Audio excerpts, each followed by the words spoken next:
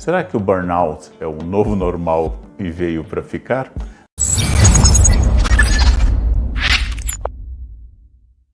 Temos um feio preconceito com questões mentais. Entendemos alguém que esteja com difteria, consideramos natural que alguém tenha contraído tétano, achamos que alguém com pneumonia é só um acidente biológico infeliz e prestamos solidariedade.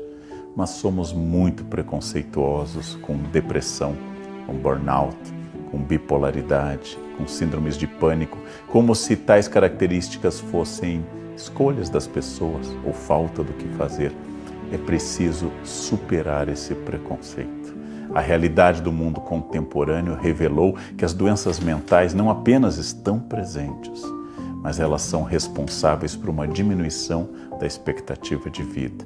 A Organização Pan-Americana de Saúde estima que entre 10 a 20 anos a menos na expectativa de vida ocorre quando a gente sofre de uma questão mental, de um problema mental e não dá atenção a isto. Este processo de adoecimento coletivo mental está diminuindo a produtividade, a estabilidade das pessoas e, inclusive, antecipando o momento do fim da vida. Muita gente imaginou que durante a pandemia algumas pessoas fizeram home office, não precisando mais pegar carro, não saindo mais de casa, pessoas que podiam ficar em casa e fazer seu trabalho remotamente, que ingressariam numa era de tranquilidade psíquica, trabalhando da sua casa, inseridos em um mundo novo, onde você não precisaria mais enfrentar os desafios do trânsito e do mundo para chegar ao trabalho. Curiosamente, os dados indicam que o problema da saúde mental aumentou durante a pandemia. Nós tivemos crescimento de uma angústia quase coletiva em função de expectativas como doença, morte ou crise econômica, ou de exposição sistemática e pouco preparada a um ambiente familiar que deveria combinar escola, trabalho e mais sociabilidade familiar direta. Os dados indicam que houve um crescimento no número de problemas mentais e as mulheres são as principais vítimas desse crescimento. Ou seja, houve uma piora da saúde mental durante a pandemia e as pessoas estimam que quase todo mundo piorou sua estabilidade psíquica durante essa experiência de pandemia. Durante a pandemia, nós vimos uma verdadeira epidemia de burnout, ou seja, muita gente em larga escala se sentindo esgotado, lançando mão de remédios ou mostrando sintomas claros de esgotamento absoluto. Nós imaginamos que com a diminuição da pandemia, avanço das vacinas, a volta a um mundo presencial, isso diminuiria. O que aconteceu? A epidemia de burnout virou uma endemia, que é quando nós falamos de uma doença que permanece de forma constante em uma população. Houve quase a normalização do excesso de trabalho.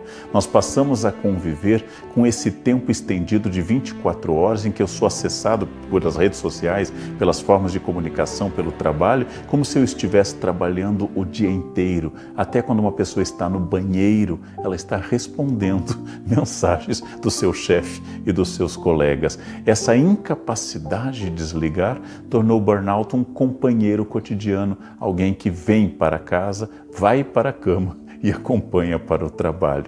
Nós precisamos pensar muito sobre essa normalização do excesso, essa sociedade do cansaço de que nos fala o filósofo coreano alemão Byung-Chul Han, ou seja, como nós produzimos uma sociedade incapaz de dizer não, incapaz de parar, incapaz de relaxar, incapaz de simplesmente descansar.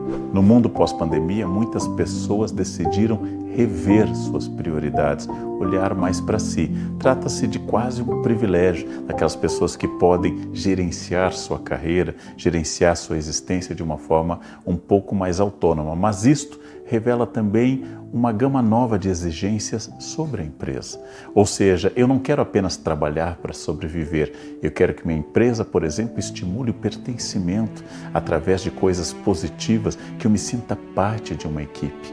Eu quero também que essa empresa debata a saúde mental, dê apoio às pessoas e trate do tema da estabilidade psíquica como um tema central no ambiente de trabalho. E por fim, que essa empresa tenha, comunique e torne todos imersos em uma ideia de propósito. Eu não vou apenas trabalhar porque eu preciso do dinheiro, mas tem que haver um propósito maior.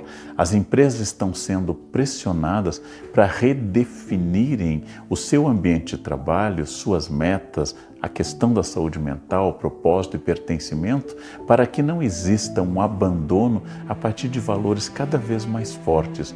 Não basta que me ofereçam um emprego.